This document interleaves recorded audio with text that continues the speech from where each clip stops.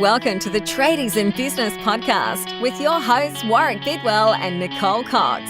Divert your phone and grab a brew as Waz and Nick unpack tips, tales, secrets and stuff-ups from guests both inside and outside your trade, helping educate and inspire you to break the cycle of gut-busting and money stress and create a true trade business. Hello, listeners. Howdy. How are we doing today? Well, I'm well. How are you, listener? You're well, so it doesn't matter what anybody else is feeling, eh? Not at all. Except for, I'm going to get in trouble for mentioning this, but you've got a dressing on your Thanks your for head. telling everyone. I do. Great big white thing on my nose. It looks like you headbutted the builder. It does. I might have gotten a bit cross. What's that called? The in the UK, what do they call that? Builder Manchester age? kiss or something? Yes. Yeah. I'd try and say that with an accent, and it's probably, I didn't mean to do that, but today's guest has a bit of an accent. Segue. I like it. Well done. He is from, I think he said he's from the Midlands around Birmingham or somewhere. What's the source? Worcestershire? Yes, from Except near he there. he said it different. Well, maybe it wasn't Worcester. the same. Worcester? Yeah, I don't know. No. Anyway, today's podcast guest is a bit of a legend, actually, and I've been looking forward to this interview.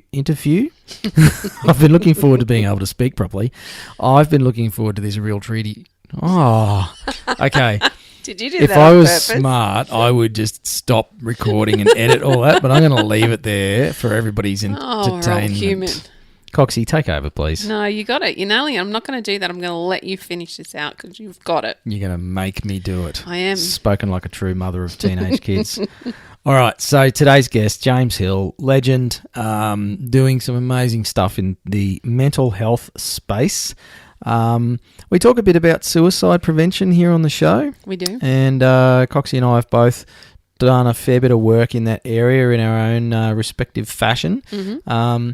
But today's episode is more about mental health and just the day-to-day normal challenges that a lot of us face with mental health, quote unquote. So James is a speaker for Beyond Blue. He's a mental health first aid instructor. I love that. Yeah, that's kind of cool, isn't it? Mental It's health first really aid. cool. Come here, Woz. I'll stick a Band-Aid on your noggin, mate. You'll be right. He's a suicide safe talk instructor, and he's a mental health advocate for Energy Queensland, where he actually works. And then that's his role. That's his job. It's amazing to think that there are corporations out there beginning to think about who's working for them. They're thinking forwardly rather than And the reactively. welfare of those people. Exactly. Thank you. That's the word I was looking for. You're welcome. I got my mouth back. And Energy Queensland he does mention in the episode, but it's thousands of employees. So great to see that they're actually investing money in taking care of their workers. And so James obviously shares his own mental illness experience in this episode, and he's super passionate about, I guess, raising awareness, but also destigmatizing mental illness. So we're pretty fortunate to chat to James. He actually recently won an award. So he actually won the Jeff Cheverton Individual Award for his work in mental health. It's quite amazing, isn't it? Recognised throughout Queensland, and that was in Mental Health Week, which was recently as well. If you're listening to this episode in real time. So James is a POM, but he's an Aussie now because he's got his citizenship. He is an Aussie. He was a POM, now he's an Aussie. He picks heavy things up and puts them down again like me. He does a bit of art, and he's just an all-round really nice guy, actually. Lovely man. He's a really cool guy. So enjoy this one with James Hill, our Real Tradie Guys episode for this week. So we're joined today by the mildly famous James Hill for our Real Tradie Guys. Welcome to the podcast, James. Yeah, thanks for having me. Yeah, I'm looking forward to it. Only mildly famous? How do we determine somebody's fame? Well, I think if you haven't got like an Oscar or a Grammy or something, you're probably not truly famous. Oh, okay. So the rest of us are just mildly famous. Yeah, it's like I was in the car park last night with my wife. We grabbed a few things at the grocery store, and I was reversing the car into a space, and I said, "Whoop, better make sure I don't run over the pregnant woman." And as she walked past, I said, "Actually, she's very pregnant." But I don't know that there's really a scale, like you're either pregnant or you're not. It's not like you're only mildly pregnant or mildly famous. I'm not sure. Anyway, I'll stop talking shit. I always get wary about saying stuff like just in case someone's not pregnant. Yes. No, she was beyond all shadow of a doubt very pregnant.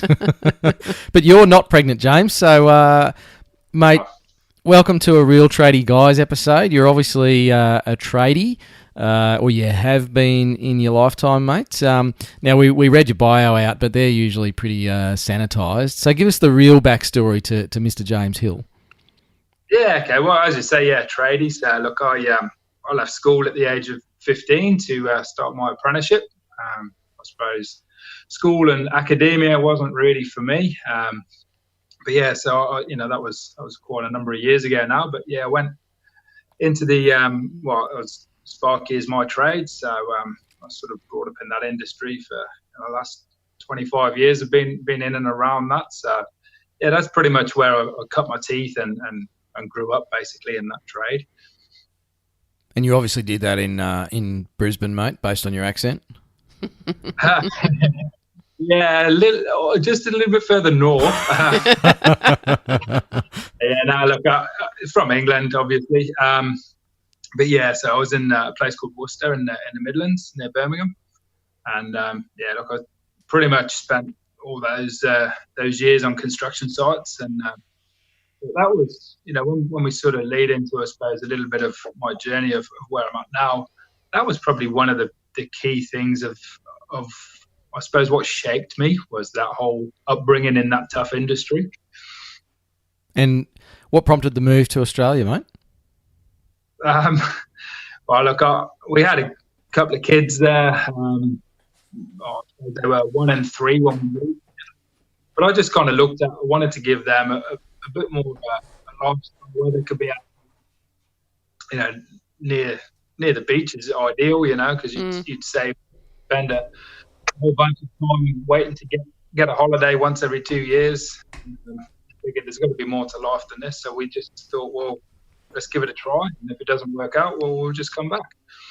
Must have been a big daunting move. When I stopped to think about moving my entire family across such a long distance, I get quite nervous. Was it really hard for you? And then how did that translate to your work and what you do, and how different it was from one country to another? Yeah, look, now I think back now, I'm like, holy heck, how did I do that? But because I was running my own business over there, electrical contracting, so I was doing all right, I was earning reasonable money, and I was pretty busy. And then just to jump on a plane, come here, no job, no house, no nothing, and just go, well, see what happens. Yeah, now I look back, I go, geez, I don't know if I could do that again. But, I suppose I was a bit younger back then, it's like 13 years ago. So, yeah. But yeah, it was pretty daunting. I mean, work-wise, electricity is the same voltage, it's the same stuff. It sort of transferred across. And if anything, probably, I don't know, a little bit more forward in a lot of the stuff over there in sort of Europe than when I got here, because I was like, oh, geez, you only just got these things in, and I've been using them since I was an apprentice. So. What are you saying? Australians are a bit backward, James? Just a little slow. Well, I'm not saying that. I'm insinuating that, but I'm not saying Have you got your citizenship yet, mate? Because I certainly have. So no, I'm an Australian, so I'm quite happy with that. Okay, we can tar you with the same brush. We can. Yeah. So, mate, I'm sort of going to jump ahead a little here. You recently won an award for your work in a particular area, and it's not electrical. Did you ever win any awards for your electrical work, mate? No, I certainly didn't. You weren't an award-winning electrician, but you're certainly doing some amazing stuff in the mental health space. Tell our listeners a bit more about that, James. Yeah, so I recently won the Jeff Cheverton Individual Award at the Queensland Awards Week for the Mental Health Commission Open Minds Awards Week. So that was for individual contribution to mental health, so the stuff that I kind of do on a day-to-day basis, and inside of work and outside of work. And we're also fortunate enough, so I work for Energy Queensland, to win the Large Workplace Award as well, and that's based on the work that myself and a colleague of mine, Aaron, do in our role at Energy Queensland, basically. Well done, mate. That's a fantastic recognition of the work that you do. And you and I actually were in the same course a couple of years ago now, I think, doing some suicide intervention training. But, mate, for our listeners' benefit, what the heck is it that you do in that mental health space, and what is it that you think, I guess, contributed to you getting that recognition, both for you and your workplace? Yeah, so I suppose when I try and define what I do, geez, I struggle myself sometimes. But look, a couple of years ago, so we can probably jump back in a little while just to understand how I got to the point that I got to. But as far as my job goes, a couple of years ago, we were fortunate enough that the CEO listened to what we had to say, myself and Aaron, about doing things differently, I suppose, with regards to mental health in the workplace. And they created a role for us as mental health advocate. So for a number of years prior to that, we were sort of looking at how things were dealt with in workplaces. And I'm not saying we were doing things badly, but we just thought maybe we could do things differently from a lived experience perspective. Just traders out on the ground, sharing a story, and looking at how to help people, how to help the business change the way we do things. So look, my job day to day, as I say, is mental health advocate. So pretty much travel all around. So we've got 7,500 staff across the state of Queensland, and travel around just delivering education, training, putting together like strategies, plans for how we actually deal with education around mental health, mental illness. And basically just having good conversations, from a lived experience perspective, from a trade perspective, and just understanding what the challenges are and what we can do differently. And then, outside of work, I work for Beyond Blue as a speaker. I've done that for a number of years now. And again, that is just to try and raise some awareness and education around mental illness, and particularly, it's close to my heart with guys, traders. Just from my own experience, that was probably my biggest undoing, and I really want to use what I've been through to try and help others. So you mentioned what you've been through, James. Is it too much to ask to unpack that a little bit again, just so people understand, I suppose, how you've arrived at this point? Absolutely, yeah. Look, I'm happy to talk about it. So I suppose I'll have to go back a little while just to give you a bit of context, so you can understand me as a person and how my mind was set. So look, as a youngster growing up, for those early years of my life, probably the first 10, 11 years of my life, didn't really have a father around as a permanent figure in my life. So my grandfather was the only sort of real static sort of male role model.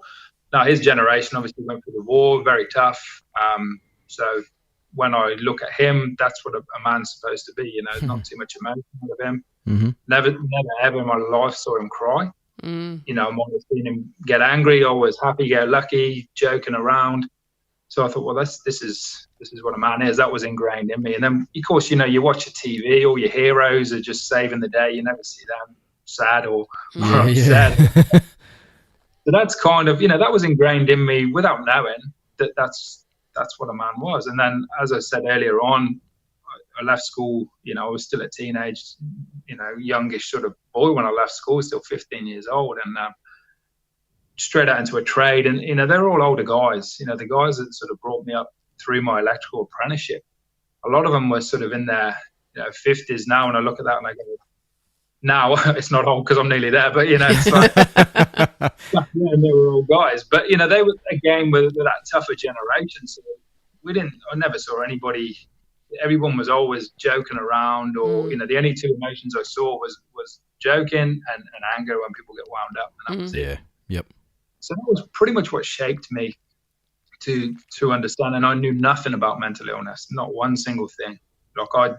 My understanding of it was it didn't happen to people like me. It happened to people with real problems, real issues, and that was it. So I was very ignorant to it. But now I look back, I pretty much had mental illness pretty much all my life. I used to suffer really badly with anxiety. Didn't know it was anxiety. I used to avoid situations and stuff. Now I look back, I used to see how I used to avoid things when I used to get social anxiety pretty bad. So I used to make sure I drank heaps before I went out. That used to help. Yep. You know, and I used to get all the tightening in my chest, and I used to think that was indigestion. So I used to smash down those antacid tablets like they were lollies. Didn't fix it, you know. And looking back, that was, you know, it was pretty bad anxiety. Now, when I moved to Australia, I secured a job with Energex, working on the electricity distribution. I was doing all right, you know, on the surface. You're looking, live by the beach, you know, a wife, 2 kids, good job. Career moved on, you know, I worked my way up the ladder a bit to like a supervisor. So I was looking after a few tradies. But then things started to unravel behind the scenes. But I didn't understand it. You know, I didn't know that I was going through depression now. And you know, as things have moved on, I understand I have like a mood disorder, you know, where I do have highs and lows and things like that. So yep. The time, you know, I look back and I see all the signs and the symptoms now, very easy to notice. But when you're living it and when you don't understand it, you don't know. Absolutely. So, you know, it started off, you know, gradually. It might have been not sleeping for a while, or I'd rerun the day 100 times through my head, catastrophizing it, you know, like I forgot to do something in the morning and I think, oh, well, they'll think this of me, and then they'll tell them, and then they'll tell my boss, and I'll lose my job, and then I'll lose my house, my wife, my kid. So every scenario goes back to the worst case scenario. And so it started with that. The sleep was sort of getting affected, and lower sort of moods. I used to go to the gym. I still do go to the gym every day and train, but I noticed that I was struggling, you know, at the gym. The weights felt really heavy. I'd get, you know, we do a lot of workouts, to do CrossFit training, so there's, you know, there's a lot of competition environment, and that used to get in my head. So I'd find some days I'd walk to the gym and just couldn't even walk through the door, and I couldn't go in. Things were spiraling pretty badly, but on the surface, nobody would have known. No. You know, I kept that happy face, you know, and that was it. Or the 2 emotions I knew were happy or angry, you know, and that was all I knew. So I was either in a bad mood or I was joking around, but never any emotions, you know. And this went on for months and months, getting worse and worse. I started drinking a fair bit more just to try and, I suppose, numb that whole feeling of worthlessness, I suppose.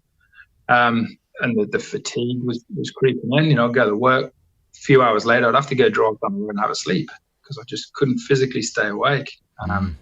It got to a point where it felt like I was living my life like looking through a window. I could see it going on around me, but I just had no energy to even do anything.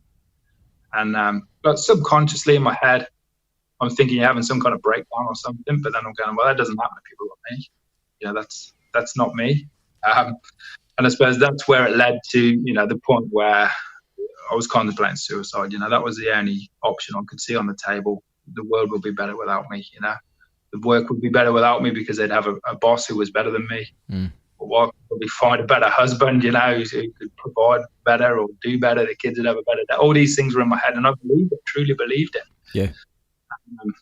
And look, you can believe in higher powers, whatever you want, but I think sometimes things happen for a reason. And for me, that was when Beyond Blue came into my life, because I was at that moment of rock bottom. I'm thinking about my plan. I was sitting down on some rocks near the beach, and for some reason, I just put my phone on. And you know, when those adverts come up, and I get them now, I might think about buying something in an advert. How do they know? Yeah. But, they're listening right now, mate. Yeah, but I'm glad somebody was on the same wavelength. But anyway, I put my phone in, this advert came from Beyond Blue, and it was kind of like a take the test, like a man therapy sort of thing. They had a campaign they were running for blood. Yep. And it was around depression, depression and anxiety. And I thought to myself, it just came up, you know, when I was at that point thinking about my plan. And I went, right, this isn't what's happening, but just to shut you up, basically shut myself up. I'm going to answer these questions honestly, because then that's out of the picture, and then I can carry on. So I did. I sat there and answered them honestly. And you get a result straight away, straight back. and it pretty much said, you need to see medical help, pretty soon, straight away. So now I've got two options on my table.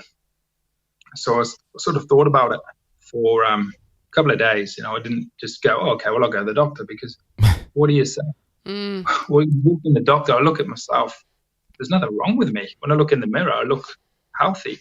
So I don't want to waste the doctor's time. So I did sit on it for a couple of days, but I was that numb inside. I just found myself, sitting in the doctor's surgery, and I'm like, oh, okay, I'm here now. I could have walked out so many times when I was in there if I'd have had the energy. Just looking around, there's real sick people in there, people with real problems, not me, as so I thought. But look, that was the start of my recovery journey. I'm thankful for it, because as soon as I walked in that doctor's surgery, I was in the office there, and I said, look, I don't really know why I'm here. I did this test thing, and this is what it said. I need to see you. And he was so supportive. He said, look, yeah, I understand this is what's going on. You're not the first one through the door. You probably won't be the last, but there is hope. And that was the start then of me on my recovery journey. Now, I suppose what inspired me to do what I do at work came from that, because the doctor said, look, you probably don't need to be at work. That's not helping, your situation at the moment. You probably need a break from that while we work on getting you right. So he gave me a sick note, a doctor's cert. Yep. Now, as you probably know, if you get that, it doesn't really say why you're off. It says James is unfit for work from X date to Y date. Yep. So I went into work to give him a sick note to say I wasn't going to be in, but I didn't tell him exactly why. So I made up a story that there was something physically wrong with me, because I felt a lot more comfortable saying that than the real reason. Yeah. And that, once I was sort of in a better headspace, the following year, then I looked back on that and went, well, why is that so? Why should I have to be ashamed of having an illness that, it's just an illness? And how come I'm more comfortable making something up than doing that? And that was sort of what inspired me then to try and make that change. But that's sort of, I suppose, in a nutshell, my story of how I got into the world of mental health. Because I look back at, I started working for Beyond Blue from that, because I know I was I feel like I owe that organisation my life. Because I don't know what would have happened if I hadn't have come across that when I did. And I look at, I don't want to see anybody else sitting on them rocks.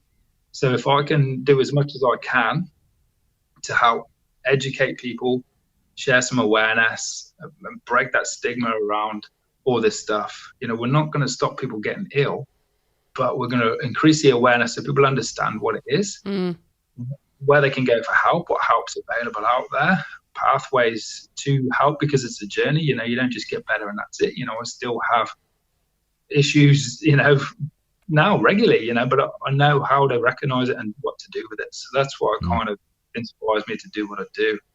I started study as well. So, took a degree in psychology, because I figured maybe I could fix myself. Once a tradie, always a tradie. I'll fix it myself. Exactly right. Bit of home psychology, mate.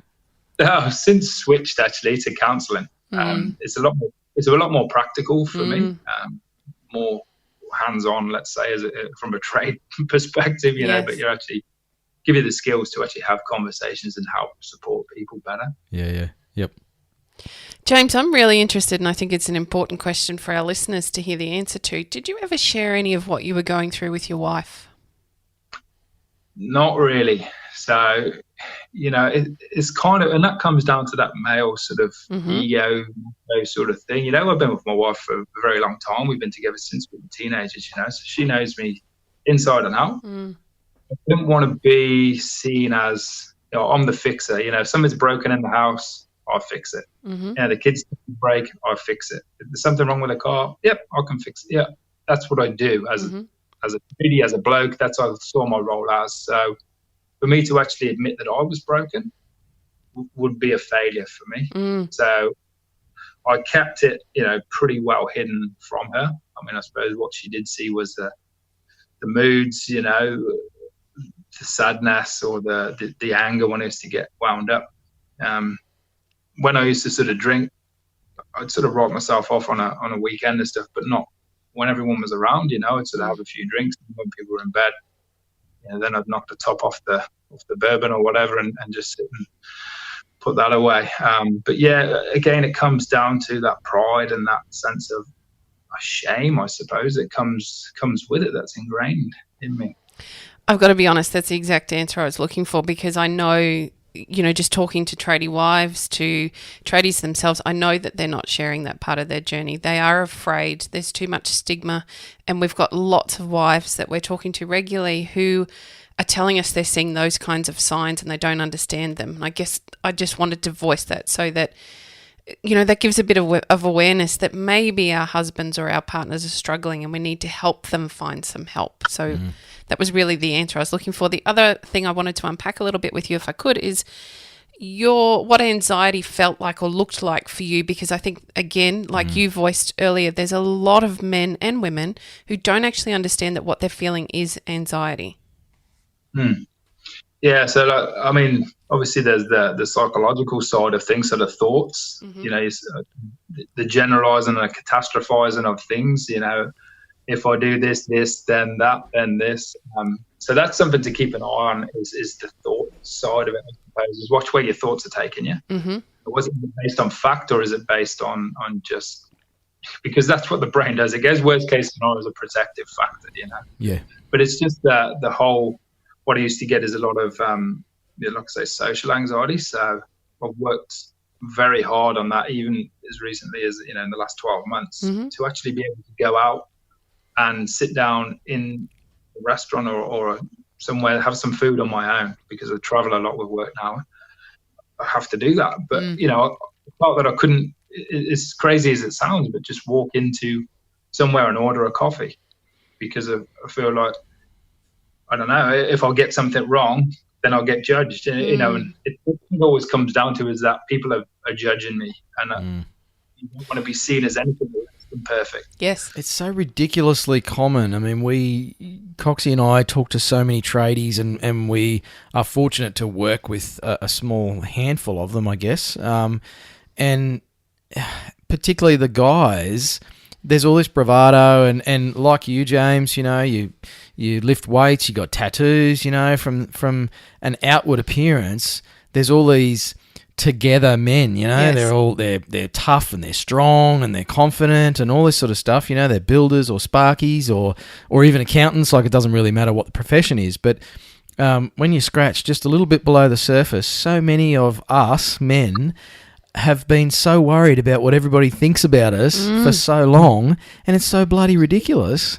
And yet it's real. It's a real thing. I had, similar stuff as a young bloke right through, even till now, I'm in my 40s. And while it's a lot better than it was before, and I've done a lot of work to manage it and I guess accept it, I still have that little twinge sometimes when I'm out in social settings, and I posted recently about networking. Yeah. I was at a networking event. James is shaking his head for the listeners that we're all shaking aren't watching the video version of this. But there was 200 people there, and I literally take my wife as my security blanket because, I enjoy public speaking. I like being on stage as the one guy in front because that's my thing, right? Yep. I can pull on you mentioned earlier, James, that sort of, you pull on the armor or the costume, and that works for me. But to actually be in the crowd mingling, I hate it. I can't stand it. So it's so very, very common. It is. It's bizarre. Like, you tread in the same path as me, and even to this day, right now, I still struggle with that. I'm trying to get better. 2 weeks ago, we were speaking at a conference at the exhibition centre in front of 450 people. Didn't bat an eyelid. Didn't worry me one single bit. Yep. Come off the stage, and then, like you say, there's that network, and people want to come and have a chat. I don't know where to put my hands. I'm like, what do I do with my hands? What do I say? And I'm just trying to find a corner to go. Yes. Hide. And so I still battle with that. And the more I'm doing, a lot more public speaking, a lot more events and things, that's great, that side of it. But like you said, the networking side of it, I still struggle with. And I think it comes down to that judgment of, like you said, when you're on a stage, people are looking at you for that purpose. You're speaking about this topic. Awesome. When I'm just being me talking about just general, then all of a sudden, now the guard's down. Yeah, people may be able to see the real me. Is that something I want to see? Yep. And look, it's different for different people. Something I wanted to ask James is, because I think there's a lot of fantastic work being done by a lot of organisations.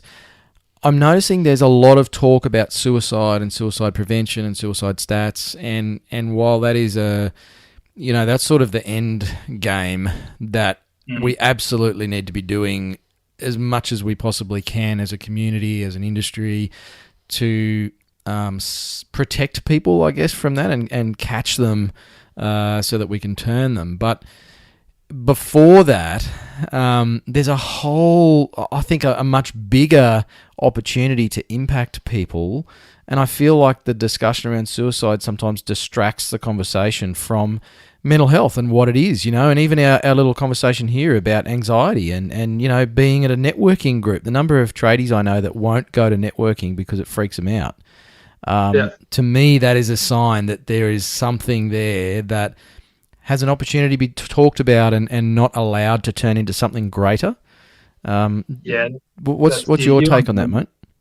Absolutely, 100% on the money. So we've put together our sort of, I suppose, 4 to 5 year strategy for our organisation now. Now we started with the suicide prevention, partnered up with Mates in Construction. Obviously, I know that you've had Justin on and a bit about them.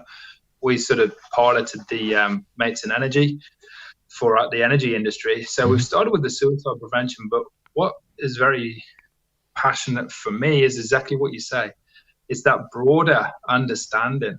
We want to prevent people to get to that point, absolutely 100%. We don't just want to be stood at that gate trying to stop people when they're there, because that's not the easiest place to be helping people. No. And we're very under-resourced in that space. So we need to move outwards, I suppose. So, what we've developed some stuff at work, and I'm doing externally, is just trying to create just high level to begin with. You don't need to go right into, I do mental health first aid courses. I'm a facilitator for that. That's an awesome course, but it's 2 days. And sometimes people don't have 2 days, and it is a great investment, but I get that some people can't invest that.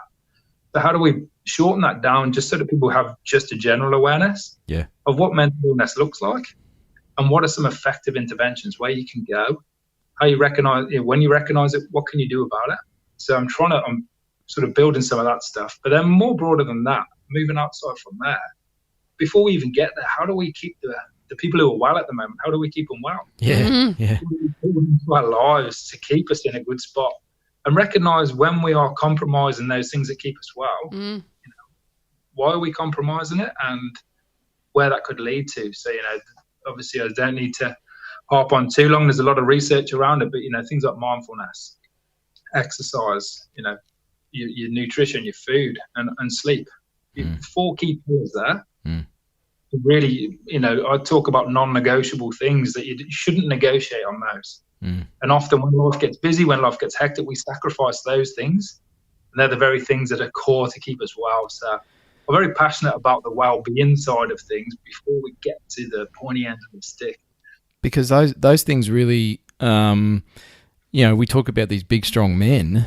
Those things like sleep and nutrition and mindfulness keep us as big, strong men, so that we can deal with life's challenges. And I don't mean to be sexist or genderist. I don't know what the 2019 term for that is these days.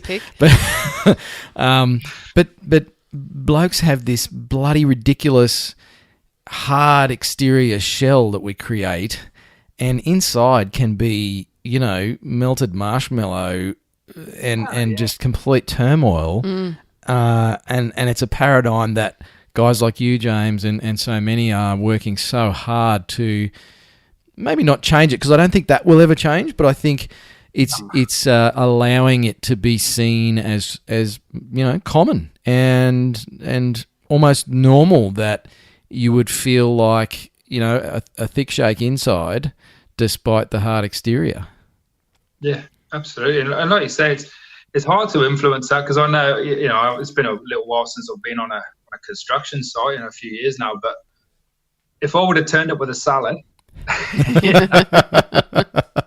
hammered.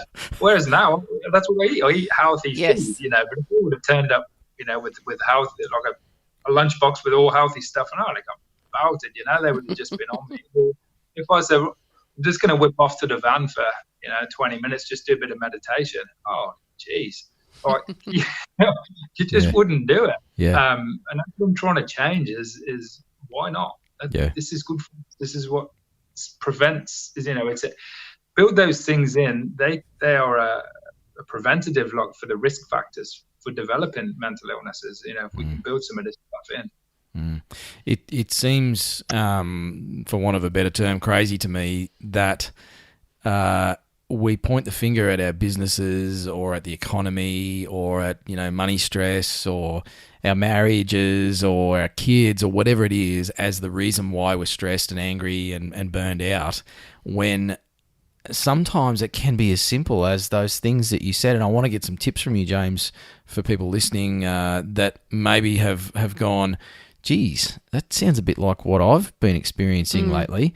It can be as simple as changing what you stick in your pie hole, changing how you sleep and your sleep habits and screen time and that sort of stuff. And, getting a bit of that mindfulness, whatever that looks like for the individual, can actually reduce the impact of those external factors so incredibly. And yet it's not, I still don't feel like it's being talked about enough. No, it's not. And that's why, like I said, that's where my passion lies at the moment. As much as I want to prevent suicide, as much as I want to help with mental illness, I don't like immersing myself in that day in, day out, because it's not healthy for me either. Yeah. To be in that world day in, day out. So I have to fill my cup elsewhere. And that's where I was talking about well-being sort of stuff. So those 4 key pillars that I talk about there, to help me, I developed it. I call it MENS. So MENS. So mindfulness, exercise, nutrition, sleep. That's what I call it. And I mentioned it to my teenage daughter, and she was like, that's awesome. Really like the sound of that, but MENS is a bit, it doesn't work for me. What do you think? You call it what you want, but those are the sort of key elements. You said, what about if I work on those 4 things? Now it's women's. And I'm like, awesome. I love it. I was wondering how you're going to do that, mate. That's very well done. It's cross-gender, and I have to give her credit for that every time I mention it. But those are the 4 key elements. And like I say, you don't need to go crazy, like, so mindfulness, I wouldn't have even dreamt of it, a few years ago, because I thought it was for weirdos and hippies, it's apparently. But, it can be as simple as, I've got 5 minutes, I'm feeling a little bit stressed. Like you're saying, you get that stress. Okay, what can I do? I go on YouTube and I can type in 5-minute mindfulness. And it just tells me what to do. Breathe in, breathe out. But we often say, I'm too busy for that. Or who hasn't got 5 minutes? Yeah. Same with exercise. All right, you haven't got time to go to the gym. I've started, just going for a walk. So I go for a walk every day. I go to the gym every day, but I also go for a walk as well. So I know if I don't get time to get to the gym, at least I've had a walk. And it can be as simple as that. And with the nutrition stuff, or you haven't got to go, it's too hard to get on this crash diet, whatever. You don't need to be a diet. It's just slight changes in your lifestyle, or even as simple as not skipping meals. Just as simple as having your meals and not, I'll eat on the run, just go, well, make sure I have my lunch and my dinner and my breakfast. Yep. And the same with sleep, we all go through times where we don't sleep real well. But if you have a pattern, I'll go to bed at the same time every night. Yes. Some nights I might not get to sleep, but it's all about that circadian rhythm, they call it, but that's when the chemicals are released in your brain. And if you keep upsetting that, you're not helping things. So it can be real simple to build those things into your life. And they do have a massive, massive impact. James, can we talk a little bit more about mindfulness? Because I think it still has that big stigma we were talking about. And yet mindfulness is something that we actually all practice on a day-to-day basis without even being aware that we're doing it. or we're allowing ourselves to get distracted in those moments. So my husband has a lot of struggles with his mental health, and we've done a lot of work on his mindfulness. And I explained to him at one point, and it finally really triggered for him and he understood it. When he's at work and he's thinking about only what he's doing at work, he's not thinking about the kids at home, he's not thinking about the bills to pay, he's not thinking about the dog to walk or whatever other pressure he has in his life. For him, that's his form of mindfulness, because it's that time in his day where he's just narrowed in on the one thing and all those other distractions aren't there. So can you give us some other examples of where we're actually being mindful in a day, we just don't realise that we have that opportunity? Perfect. And you're exactly on the money there. I'll share a little bit more of how I came up with the mindfulness stuff. So for me, when I was off work and I wasn't, I was in a really bad spot, for one day, for some unknown reason, I don't know why even to this day, but I thought I want to do a picture. Now, look, I've never really been into art or done art or anything like that. And I did this picture. And what I found was when I was immersed in that, I wasn't thinking about anything else. And art was a real big part of my recovery journey. Now, some of the pictures I did back in the day weren't real that flash. They were just getting emotions out. But what I found was I could lose a couple of hours, not really remember what I was doing. I was just getting emotions on a paper. And as time's progressed, now I've developed, mindfulness for me can be different things at different times of the day, on different day. It's like you say, it's that when you're just in the moment. So sometimes I might just listen to music. Sometimes I might play music, a guitar or something. Sometimes it's art. Sometimes it's when you're doing a job. I've got a task to do, whatever it may be, some menial job or something, but I'm really going to focus on doing it.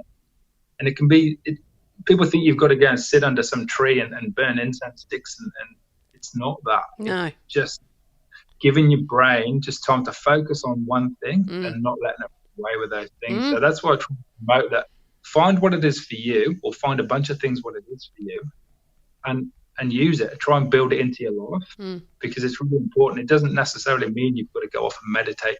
It can be I listen to some music. It can be go for a ride on a motorbike, or drive my car, sit at the beach, or I do a whole bunch of things depending where I'm at that moment in time. But it's all mindfulness. Yes. And it's just being able to unpack that a little bit gives us an opportunity to make, particularly men who are traditionally a little shyer of these things, make them understand that there is room and space in your day, many times during your day, to practice mindfulness. And when we can block out those distractions, and we can block out that negative voice that we all have, that when we're unwell talks a whole bunch more than when we're very well, we give our brain that bit of space and time and pause and reset that does keep us healthy. It's just drawing breath.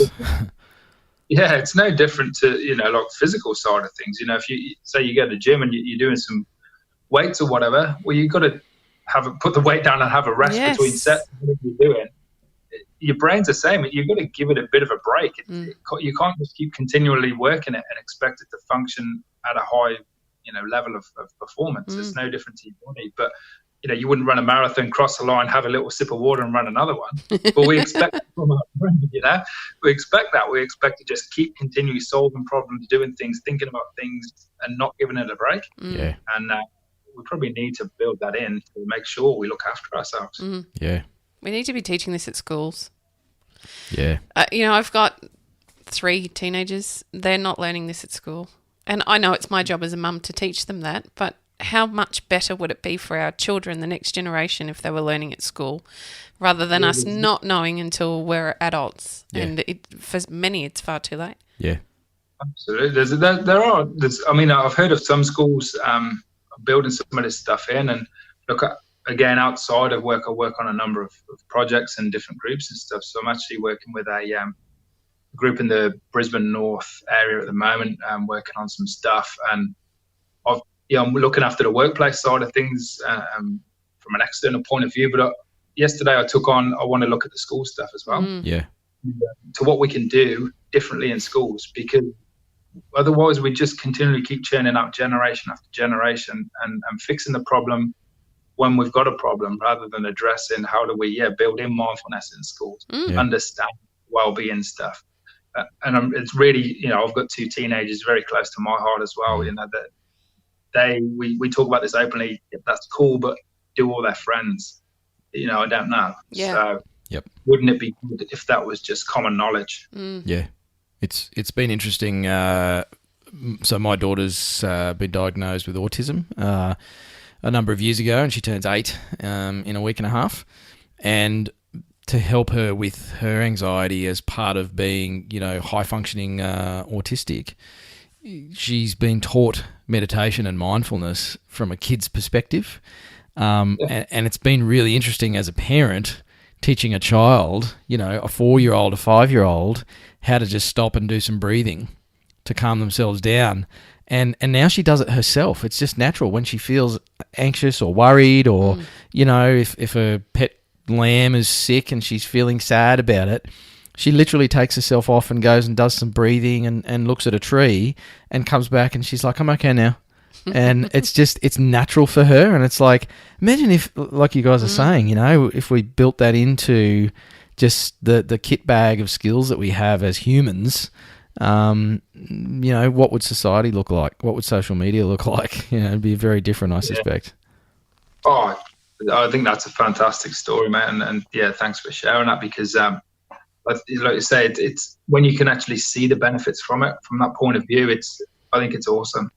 Because otherwise, what we see, particularly with teenagers, they go through a lot of emotions and hormones and whatever, and if they don't know how to address that stuff, we see that come out. I see it at home. I've got a teenage boy, and awesome fella, but he has these surges of adrenaline or whatever. Now, he finds ways of coping with that now, which is cool because we talk about it. But imagine if it was built in that, okay, this is what's going on, and give them a bit more understanding. Yeah. When you get a bunch of them together, all out and about, it's hectic. But I can't imagine them going, I'm going to go and do some breathing. We're not at that point. Well, maybe especially for teenage boys. But maybe part of it is making it cool. Yes, I mean, exactly. I look at what some of the, particularly in the CrossFit world. I don't know if you're familiar with SEAL Fit, James, but there's Navy SEALs teaching what they call box breathing, and it's dead set. It's controlled breathing.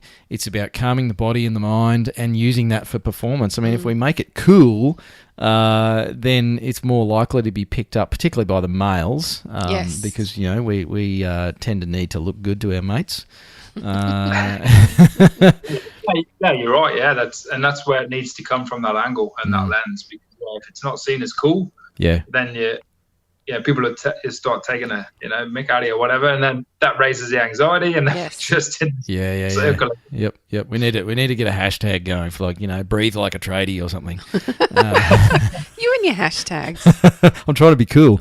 I wanted to get some action steps. I guess, for listeners, whether it's husbands, wives, doesn't matter. What are some actions that people can take, James, whether they're identifying with what we're talking about or they're thinking, geez, I wonder if my mate's, maybe going through some stuff like this. Like, what are some broader action steps that people can take, James? Yeah, so for me, I always sort of advocate for Beyond Blue. If you go on their website, whether you're going through some stuff yourself, whether you're worried about a friend or a loved one or whatever it may be, there's a whole bunch of really, really good information on there that you can actually learn what to look for, what to actually do, where to go. They've got a 24-hour helpline. There's chat forums where you can go on there and talk to somebody if you don't actually want to talk face-to-face.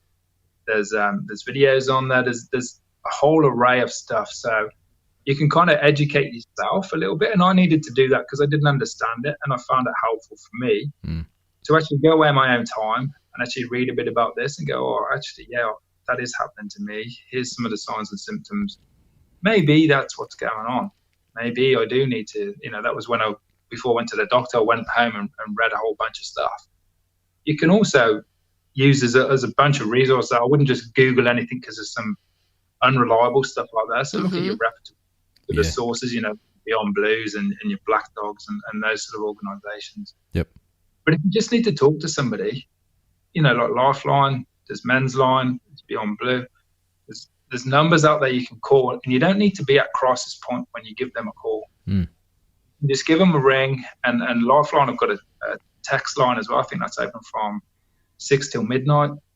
If you just, I've been there myself, you just can't physically face talking to somebody. Yeah. You can just text somebody and they'll be able to talk to you, but do something is better than doing nothing. And that's from a lived experience perspective, you know, that ignoring it or the, I'll just get through it, I'll toughen up and man up, didn't, you know, work out real good for me. And thankfully I got through it. But now, like I say, if there's one little thing I'd say to take away is just go and read up on some stuff and educate yourself. And Beyond Blue's website is a good starting point. It's an awesome place. Mm. Yeah, it's like equip yourself for life by just learning some of those basic skills. James, I just wanted to touch on one more thing just quickly. A lot of men in particular have a real fear around talking and starting to express. I guess I just wanted to get your take on that and how to begin that conversation when you are in a not so great place. Yeah, I suppose, well, you need to know who you can talk to first, you know, so you're going to know your close friends. And if there's nobody you can talk to there, then reach out to those helplines. But for me, that biggest step is the hardest step. And even from time to time now, and I'm not saying I've got the world sewn up, so you just can't look at me like I'm a guru, but even now, sometimes I struggle with things and I think I just give Lifeline or Beyond Blue a call. And I struggle to pick up the phone because I think in my own head, well, you're like the mental health guy now, you know, you're doing all this stuff. That's weak of you to pick up the phone. And I go back to those old way. And that's really, I still, from time to time, find that hard. So it's about then you sort of build in some stuff. I've got mates and stuff I can call on, who good mates, you know, who I can just say, look, you don't need to fix anything, you need to do anything for me, but this is where I'm at now. Can you just listen to me? Can we just have a chat? You know, and that's what you can use the lines for as well. But like I said, it's not easy, and I'm not saying it is. So as far as that, you know, what you were saying there, I'd just say, fine, you know, you're going to have friends you can talk to. And if you don't, there's always phone numbers you can give a ring and just talk to somebody. And worst case scenario, you just, hey, I'll go straight to the doctors or I'll go straight to A&E, wherever I need to go. But you need to go and talk to somebody. That's the key. You know, because there is help out there. There is pathways to recovery. And with the right tools and skills, you will get through it. You need help. If I could just add into that, just based on my own experience, sometimes it's okay just to say, I'm in a bad place. And when it really won't matter who you're talking to, whoever it is that you're able to trust with that information, whether it be the person on the end of the phone, the doctor, your mate, your husband or your wife, will have enough tools to get you some help. And it's okay just to, if you can't talk, it's okay to say, I'm just in a bad place. I need some help. Just take that first step. Yeah, absolutely. Yeah, you don't need to have the full plan and go, okay, so then what's going to happen and then what's going to happen. And that can be hard when you are in a bad place. But of course. I guess it's just that tiny little opening that will allow change to happen. So, and that doesn't have to be scary or confronting. So, and I just bring it back to the physical side of things. You know, that's what helps me get through it. Because I think if I'd broke my ankle, I'm not going to go, well, it'll be, I'll walk it off, because I'm not going to, you know. Yeah. So if I'm in a bad spot, you know, if I break my ankle, I'm going to have to go and get that seen to. Otherwise, it's not going to be good for the rest of my life. And it's no different to if I'm not in a good spot in my head, well, I'm going to need to go somewhere just for a bit of support, and a bit of help to get me through this, you know. That's right. So that kind of helped me when I bring those similarities in. Yep. Well, mate, it's been fantastic to chat to you. I know we've been through a bit of a process to get to today, so it's great to have you on the show, mate. I suppose, and you've mentioned Beyond Blue and a lot of organisations. Is there somewhere people can go and check you out, or perhaps the work you're doing, or is there a website you'd like to share, or a social handle? Yeah, well, I'm on LinkedIn, so that's probably where most of my stuff gets put. Yep. So you can find me on there. And yeah, that's kind of where you'll see most of my journey and most of the stuff that I do. And if you do want to reach out and talk to me, by all means, drop me a message on that. Great. And we'll put all the links to Beyond Blue and all those fantastic organisations in the show notes. Mate, I just want to say thank you again. Really grateful James. for your time. Yeah, no worries. Thanks for having me. It's been good. Thank you. Awesome. Thank you. Thanks, mate. Well, I really enjoyed that episode. I hope that you did too. I did. If that's brought anything up for you, though, we thought we'd close with the numbers that we reference a few times there. The number for Lifeline is 13 11 14. That's 13 11 14. That's a 24-hour number. You can call any time. They do have a text line, so if you just can't bring yourself to talk to somebody on the phone, you can text. It's 0477 13 1114. 0477 13 11 14.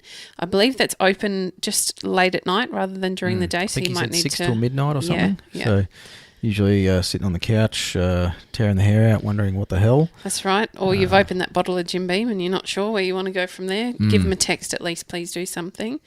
And then finally, Beyond Blue, 1300 22 46 36. 1300 22 46 36. Please, guys and girls. Yeah. Guys and in gals. general, I meant that as a collective noun. Peeps. Just say peeps, and then you Please, sound peeps. really cool too. Oh, hip. I can't be hip. My kids are embarrassed when I'm hip. You're too old to be hip. I am. But please reach out. Just begin talking. If you're at that critical point, please have a conversation with someone, whether it be in person or via text. Let's start. Don't forget, Woz and I are always here for you as well. We are currently helping a couple of members from our Tradies in Business Facebook group that are having a bit of a hard time. Sometimes it helps to not necessarily know the person that you're talking to, just to have, it's not quite anonymous in this case, but a conversation with someone that you know that can help you, but you don't necessarily have to tell us everything. We don't need to know. We're just here to help. Yeah. And for anybody listening that has suspicions or concerns about someone else, and you know, we're not talking suicide specifically, but just if you feel like someone's not right, not okay, not themselves, go and ask them. Yeah, please. Say, hey, are you okay? Like, seriously, tell me, dude, are you okay? And just start that conversation. So thanks again for listening. Big shout out to everybody in our group for supporting each other, Tradies in Business on Facebook. You know, we've got more than 1,000 tradies in there, and it's always really comforting to see that level of support. So we just want to spread that same support to everybody out there in podcast land. So until next episode, hooroo. Bye. You've been listening to the Tradies in Business podcast with Warwick Bidwell and Nicole Cox. Find out more about today's guest, tools for your trade business, and other cool stuff at tradiesinbusiness.com.au.